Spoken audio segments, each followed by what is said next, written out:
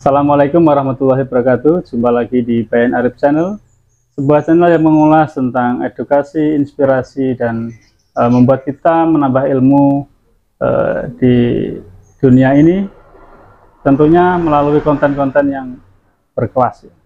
Kali ini kita kedatangan seorang pakar hipnoterapi ya, dari Lamongan, namanya Mas Imam. Ini pemilik channel apa, Mas? Channel YouTube Pak ya, Iya. di Imam Eko Sucahyo. Oh, channel YouTube juga Imam Eko Sucahyo ya. Oke. Ini disertakan Pak ya, di bawah sini Pak. Iya, nanti sertakan. Iya. Berarti viralnya channel sudah ganti ya?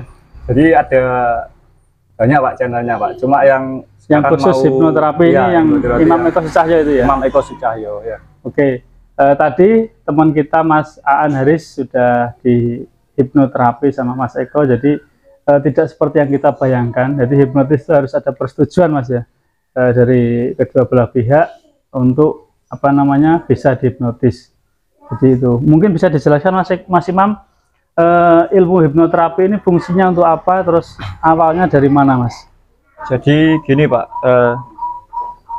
hipnoterapi itu sendiri kan jadi proses istilahnya kita mengobati seseorang dengan cara hipnotis, dan kita memasukkan sugesti-sugesti positif lewat pikiran bawah sadar.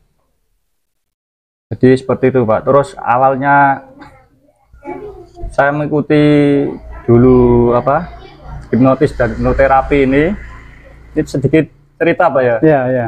Dulu jadi saya ini kan bekerja di tenaga medis Pak, di rumah sakit swasta di Lamongan.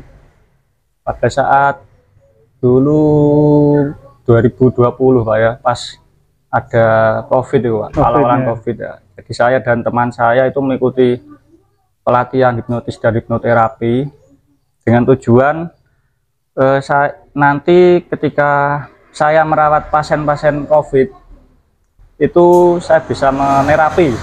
Saya terapi pasien tersebut untuk mengurangi tingkat kecemasannya. Soalnya kan orang yang kena COVID itu dulu pas awal-awalan itu mesti kan ini Pak ya, takut mati, cemas ya, cemas gitu ya. Jadi saya mengikuti pelatihan hipnoterapi tersebut untuk mengurangi tingkat kecemasan pada pasien. Di samping itu juga bisa ya untuk hipnotisnya Pak, untuk show ya, aksi panggung kayak tadi, kayak Mas Aan tadi, seperti itu. Ya, jadi ilmu hipnotis ini juga bisa digunakan untuk hal-hal yang positif ya, seperti yang kita ketahui tadi, untuk mensugesti hal-hal positif, tidak hanya untuk tindak kejahatan ya, karena segala sesuatu itu datang karena ada kesempatan ya.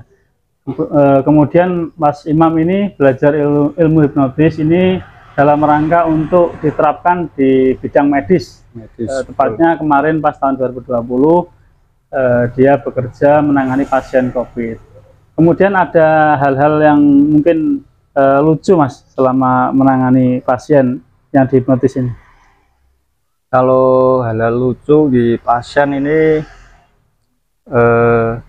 nggak ada Pak, lucu. Cuma paling lucu ya saya pakai pada teman-teman di ruangan ya. Mesti kan pada ini Mas, saya di hipnotis, di hipnoterapi. Ya, waktu itu saya lihat video ini Mas Imam itu menghipnotis temannya itu seolah-olah yang temannya ini jadi istrinya itu ya. Oh iya. Iya.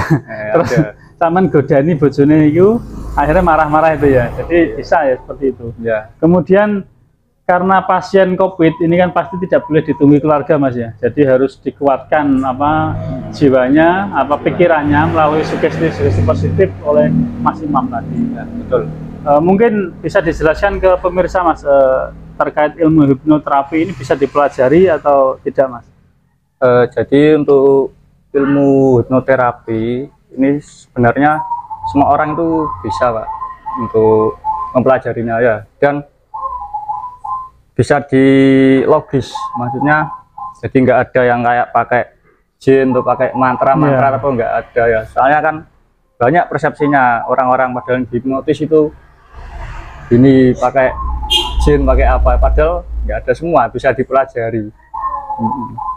Seperti Mas Aan tadi kan sempat nggak percaya ya di awal ya, nggak percaya apa itu hipnotis, apakah harus pingsan dulu atau gimana? Ternyata prosesnya harus step by step ya. Iya, jadi pakai tadi PMI tadi ya. betul, ada rumusnya tadi 3 ya. PMI, jadi paham, mau, ikut. Pertama kan paham, jadi kan si subjek kan paham Mbak, maksudnya paham yang kita katakan, kayak tadi lem yang paling lengket apa. Jadi kalau lem lengket itu kan nggak bisa gerak kan, nggak bisa dibuka lagi jadinya lengket kan. Itu pertama kan paham. Yang kedua mau dalam arti si subjek mau kita hipnoterapi atau kita hipnotis. Kalau si subjek nggak mau, nggak akan bisa, soalnya di hatinya kan sudah ngeblok, ditolak Pak, nggak bisa. Pernah ada teman saya Pak, makanya itu yang jadi ada sepasang suami istri ya, jadi si yang suaminya ini merokok, terus istrinya kan ingin suaminya itu berhenti merokok. Nah, jadi terus ingin di hipnoterapi dengan paling nggak bisa berkurang rokoknya atau berhenti.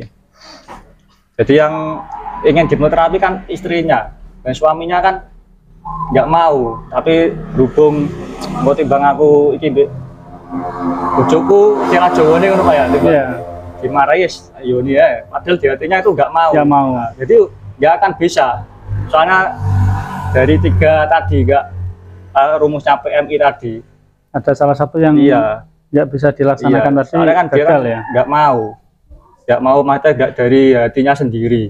Nah, terus yang ketiga kan ikut, jadi dia mengikuti apa yang kita katakan.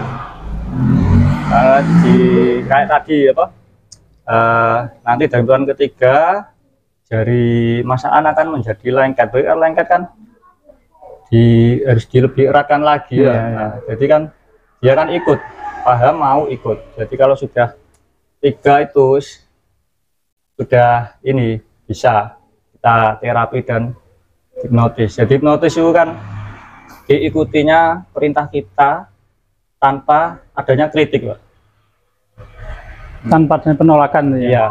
Ada penolakan. Seperti dikatakan Mas Imam tadi, hipnoterapi bisa dipakai untuk apa namanya, menghipnotis orang perokok Mas ya, untuk mengurangi. Juga bisa. Ini apakah bisa permanen atau dalam tempo berapa bulan? Kalau untuk rokok ini kan bisa Pak, bisa kita terapi.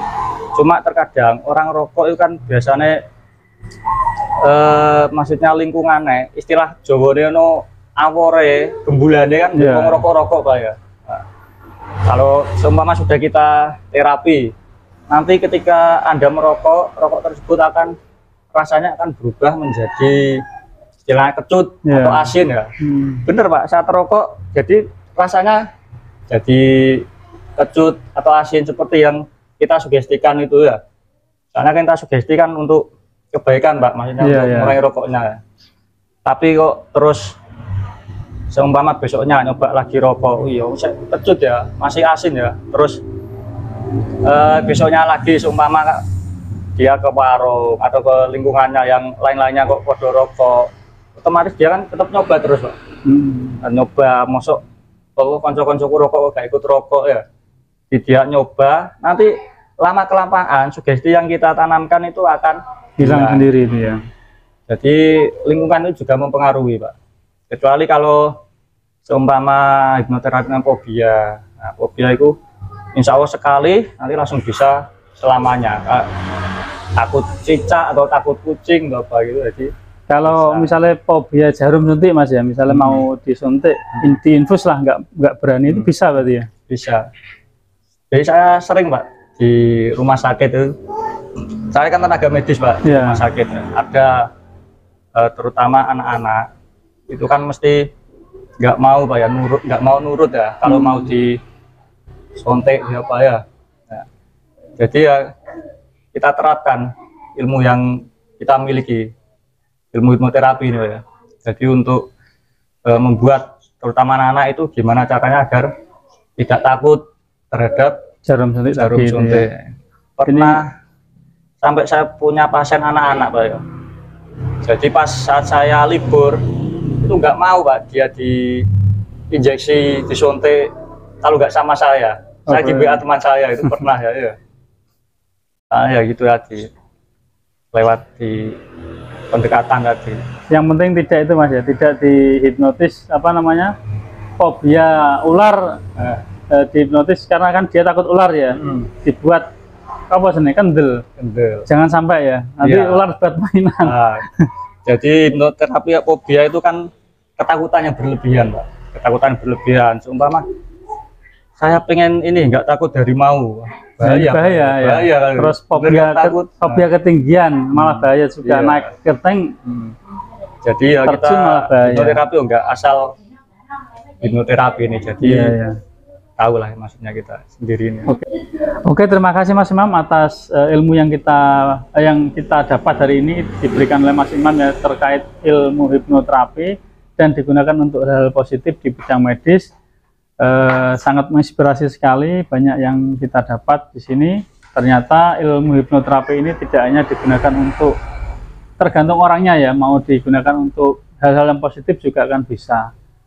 Begitu juga untuk hal yang negatif juga akan bisa, misalnya kalau yang subjeknya tadi mau, ini harus kita bentengi diri kita dari hal-hal yang negatif.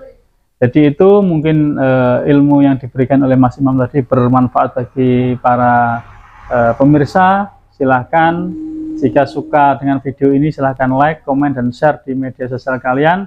Jangan lupa subscribe Bayan Arif Channel dan Imam Eko Sucahyo. Jangan lupa nyalakan loncengnya juga agar bisa mendapatkan informasi video terbaru dari kita berdua. Dari saya akhiri ya. See you next video. Assalamualaikum warahmatullahi wabarakatuh. Waalaikumsalam warahmatullahi wabarakatuh. Terima kasih Mas.